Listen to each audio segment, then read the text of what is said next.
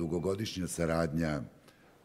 nas dvojice odvijala se u mom kapacitetu kao direktora Pravosudne akademije, ali evo sad i kao ministra pravde. I meni je izuzetno zadovoljstvo što prva moja poseta u mom mandatu ministra pravde kreće iz Banja Luke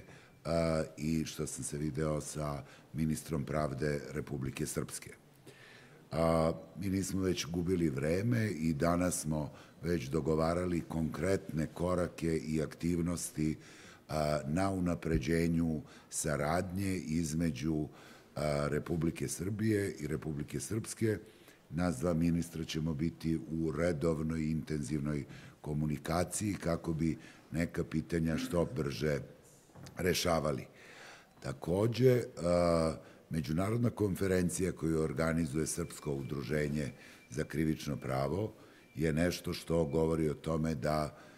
krivična dela ne poznaju granice, da mi moramo svi da radimo zajedno i međunarodna komponenta Srpskog udruženja za krivično pravo o tome govori i tu posebno zahvalnost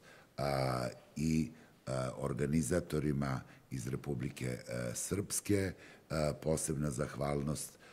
profesoru Mitroviću, profesoru doktoru akademiku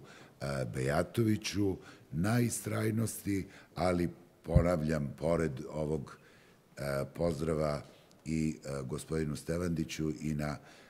njegovom ličnoj podršci i podršci Narodne skupštine Republike Srpske održavanju ove konferencije.